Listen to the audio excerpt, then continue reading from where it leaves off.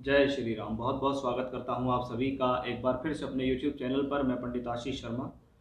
मेरा आज का ये वीडियो है शुक्र के राशि परिवर्तन को लेकर कि शुक्र अब तक स्वराशि में थे और अब वो अपने मित्र बुध की घर में यानी मिथुन राशि के अंदर प्रवेश कर जाएंगे। इसका आपकी राशि पर क्या प्रभाव पड़ेगा उसके बारे में हम इस वीडियो में विस्तार से चर्चा करने वाले हैं कि शुक्र देव आने वाले समय में यदि हम देखें तो 2 मई से लेकर 30 मई तक मिथुन राशि में रहेंगे।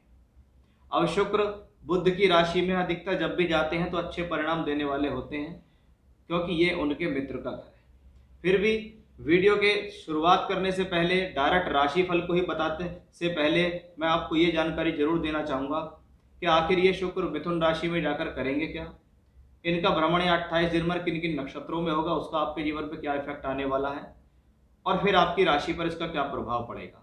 इसलिए अगर आप इंटरेस्टेड हैं इस चीज़ में कि आपको ये एग्जैक्टली होता क्या है और इससे क्या रिजल्ट मिलते हैं और ऐसा क्यों है, तो आप इसको देख सकते हैं। अदरवाइज आप डायरेक्ट अपनी राशिफल भी देख सकते हैं।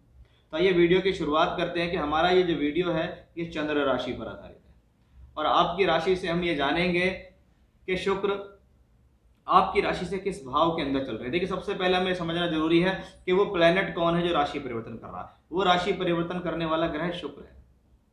और शुक्र क्या होता है? शुक्र को काल पुरुष का दूसरा और सातवां घर कहा गया। यदि अगर देखा जाए सुख सुविधा, भौतिक सुख संसाधन, विवाह का कारक, सुख सौंदर्य का कारक, जीवन में खुशियों का कारक, वैवाहिक जीवन की ब्यूटी का कारक ग्रह शुक्र है।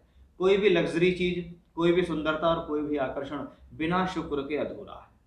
और शुक्र ग्रह जब जब ब्रह्मांड में अच्छी स्थितियों में होता है तो समझ लीजिए हर व्यक्ति विशेष के जीवन में शुक्र से संबंधित अच्छी स्थिति कहीं ना कहीं बनी रहती है। अब शुक्र को फाइनेंस का कारक कहा गया क्योंकि काल पुरुष में ये दूसरे घर से संबंधित होता है। जिस प्रकार से बृहस्पति आचार्य हैं उसी प्रकार से शुक्र भी दैत्यों के आचार्य हैं। तो दोनों आचार्य ही, कहीं ना कहीं ज्ञान की कमी इनके भीतर नहीं है। इनके अंदर अवश्य ही कला है, कला में ये निपुण है। अब ऐसा एक शुक्र ग्रह मिथुन राशि के अंदर प्रवेश करता है जो कि बुध की राशि है। अब बुध वाणिज्य के कारक हैं, लेखा जोखा का कारक है, जहाँ अकाउंटेंसी आती है, जहाँ भाषा शैली का प्रयोग होता है, जहाँ टीचिंग लाइन्स आती हैं, जहाँ लोगों से डीलिंग आती है, आपका काम सारा ऐसा है जिसमें आप बोलने का काम ज़्यादा करते हैं, वहाँ बुध आपको मिलेगा। अब बुध 3 नंबर की राशि यानी मिथुन में है तो तीसरा नंबर है कम्युनिकेशंस का, यानी शुक्र अब कम्युनिकेशंस की राशि में जाएंगे। अगर धन कमाना है तो कम्युनिकेशंस के रूप में जाना पड़ेगा। धन कमाना है तो अपने आप को लोगों के बीच में लाना पड़ेगा। धन कमाना है तो आपको कहीं ना कहीं इंटरनेट और मीडिया के माध्यम से लोगों के बीच में अपने आप को दर्शाना पड़ेगा कि मेरे भीतर इतनी काबिलियत है या मैं ये सब चीजें गुण अपने भीतर रखता हूँ। क्योंकि 3 नंबर की राशि वायु तत्व राशि है तो जितना ज़्यादा प्रचार प्रसार होगा उतना अच्छा। ये समय आपके मन में पैसा कमाने के लिए नए नए आइडियाज देगा क्योंकि शुक्र धन का कारक और धन का कारक मिथुन राशि के अंदर जा रहा है।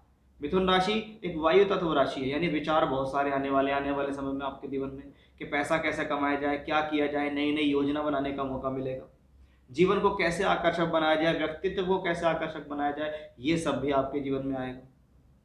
ये काम त्रिकोण राशि है तो इच्छाओं की प्रबलता भी ऐसी स्थितियों में देखी जाती है। ये काल पुरुष के तीसरे नंबर की राशि है, इसलिए टूर, ट्रैवलिंग, यात्रा, एक्सपोर्ट इंपोर्ट, परिवर्तन भी इसी से ही संभव है। यानी कहीं ना कहीं आपको अपने शुक्र को इन चीजों से जोड़ना है कि अगर पैसा कमाना है तो अब एक जगह बैठकर काम ना करें। इस दौरान अपॉर्चुनिटी ढूंढें बाहर से जुड़ने की, बाहर जाने की, विदेश जाने की, या एक्सपोर्ट इंपोर्ट की, अपने आपके लोगों को दर्शाना प्रिंट मीडिया, इलेक्ट्रॉनिक मीडिया के माध्यम से, तब जाकर ये सब चीज़ें संपन्न होती हैं। ये उन लोगों के लिए बहुत अच्छा है जो फाइनेंस के क्षेत्र में काम कर रहे हैं, अकाउंटेंसी के क्षेत्र में काम करते हैं, टीचिंग का प्रोफेशन है, लोगों के बीच पब्लिक डीलिंग का प्रोफेशन है, सेल्स में है, मार्केटिंग में है, उनके लिए ये एक बहुत अच्छा कॉम्बिनेशन बन जाता है। अब शुक्र के कारक भी हमको पता लग गए, बुध के कारक भी हमको पता लग गए, तो उन दोनों से जुड़ के ये फल देने वाला और इसका असर सभी राशियों पर होगा जो चीजें मैं आपको बता रहा हूं। साथ ही साथ इस दौरान शुक्र 3 नक्षत्रों में गोचर करेंगे, जिसको कहेंगे मृगशिरा, आद्रा और पुनर्वसु। मृगशिरा नक्षत्र मंगल का नक्षत्र है, आद्रा नक्षत्र राहु का नक्षत्र है, पुनर्वसु नक्षत्र बृहस्पति का नक्षत्र है। यदि मित्रता के बारे में बात करें कि शुक्र मंगल से खास मित्रता नहीं रखता, शुक्र की राहु से बेहद मित्रता है। यानी अगर बीच के समय में देखें 28 दिन में अगर हम मध्य समय को निकालें तो ये ज्यादा अच्छा जाएगा। बाद में वो बृहस्पति के पुनर्वसु नक्षत्र में जाएगा शुक्र, तो एक औसत रिजल्ट देगा। यानी शुरुआत कुछ धीमी हो सकती है लेकिन एंड में चलते चलते आपके लिए रिजल्ट बेहतर होगा। वो लोग जिनको शुक्र की महादशा चल रही है, अंतर प्रत्यंतर चल रहा है, बुध की दशाएं चल रही हैं, जिनका जन्म मंगल राहु बृहस्पति यानी मृगशिरा आद्रा पुनर्वसु नक्षत्र में हुआ है, उन पर इसका ज्यादा प्रभाव पड़ने वाला है। तो क्या करेंगे शुक्र मिथुन राशि में जाके, कैसा महसूस करते हैं, किन चीजों पे असर पड़ने वाला है, वो सब चीजें मैंने आपको बताई। किन लोगों पर इसका ज्यादा प्रभाव अन्य लोगों के राशि के मुकाबले पड़ेगा, वो सब चीजें मैंने आपको यहाँ बताई हैं। अब हम आपको बताएंगे कि अब आपकी राशि पर इसका क्या प्रभाव है, शुक्र आपके लिए क्या लेकर आ रहे हैं, उस चीज को अब हम यहाँ आपको विस्तार से बताने की प्रयास करेंगे। अब हम बात करते हैं कि आपकी राशि पर इसका क्या प्रभाव है, यानी मेष राशि के जातकों आपके लिए शुक्र का परिवर्तन कैसा है, शुक्र 28 दिन के लिए आपको क्या देना चाहिए। देखिए, सबसे पहले आप स्क्रीन पर देख पा रहे होंगे कि आपकी राशि से दूसरे और सातवें घर के मालिक शुक्र है, और सातवें घर में बैठा हुआ है केतु, और आपकी राशि में लग रहा है उस दौरान सूर्य राहु का ग्रहण, यानी कहीं ना कहीं आपके लिए आक्रोश और जल्दबाजी से बचना होगा। अपने वैवाहिक जीवन पर पड़ने वाले नकारात्मक प्रभाव को बचा कर रखना होगा।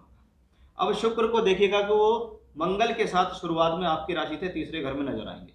2 मई को शुक्र का राशि परिवर्तन होगा और शुक्र का मिलन मंगल से होगा, यानी धन का संबंध, सप्तम का संबंध आपके राशि के मालिक मंगल से है, यानी एनर्जी में कोई कमी नहीं, उत्साह में कोई कमी नहीं, कार्य क्षेत्र को करने में कोई कमी नहीं रहेगी।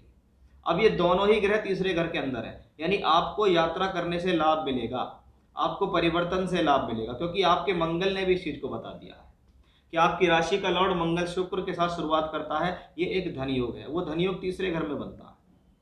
जैसा कि मैंने इंट्रोडक्शन में आपको बताया कि तीसरे घर में अगर धन योग बन रहा है तो कहीं ना कहीं ये परिवर्तनकारी धन योग है। जीवन में जितना ज्यादा आप अपने आप को क्रिएटिव दिखाएंगे, बाहर से जुड़कर दिखाएंगे, कुछ एक्स्ट्रा ऑर्डिनरी करके दिखाएंगे, उतना ज्यादा आपके लिए लाभ मिलेगा। क्योंकि शुक्र अगर तीसरे घर पे बैठता है तो नवम भाव पर दृष्टि देता है। इसका मतलब है भाग्य बनाने के लिए की गई मेहनत और भाग्य बनाने के लिए की गई तपस्या आपके जीवन में काम आने वाली है। वो एक सुंदर स्थिति हमें इस शुक्र ग्रह के राशि परिवर्तन से दिखती है, क्योंकि शुक्र धन कारक है तो धन देगा, और सप्तम यानी जीवन साथी का होता है, सप्तम भाव पद प्राप्ति का है, लेकिन ये सब तीसरे घर के अंदर है। यानी धन कमाने के लिए, पद प्राप्ति करने के लिए आपको जीवन में एक्स्ट्रा एफर्ट्स लगाने पड़ेंगे। उन एक्स्ट्रा एफर्ट्स को आपको लाभ भी अच्छा मिलेगा। जितना ज़्यादा कम्युनिकेशंस होगा, जितना ज़्यादा लोगों के बीच आना जाना होगा, जितना पब्लिक डीलिंग करेंगे, उतना आपके लिए अच्छा होगा। चाहे आपको किसी भी क्षेत्र के लिए यात्रा करनी पड़े, तुरंत उस यात्रा को करो, क्योंकि उस यात्रा से आपको कुछ बहुत बड़ा मिलने वाला है। इस दौरान इसके ऊपर कोई भी अशुभ प्रभाव नहीं है।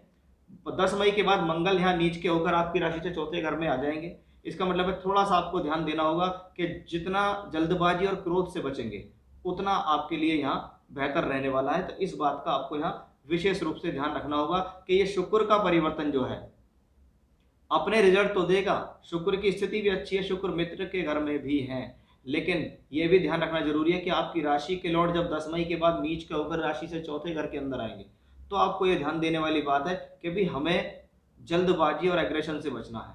कहीं ऐसा ना हो, क्योंकि चौथे सप्तम भाव में देखिए केतु है, वो शुक्र की राशि, और मंगल यहाँ से बैठकर यहाँ देखेंगे। इसका मतलब सीधा सीधा ये होता है कि जहाँ एक तरफ आप पैसा कमा रहे हैं, जहाँ एक तरफ जीवन में आगे बढ़ने की कोशिश कर रहे हैं, वहीं दूसरी तरफ कहीं ना कहीं पारिवारिक समस्याएं आपके जीवन में बढ़ रही हैं, उनका भी आपको ध्यान रखें। यानी जितना समय व्यापार नौकरी को दे रहे हैं उतना आप अपने जीवन में अपने घर परिवार को भी दें।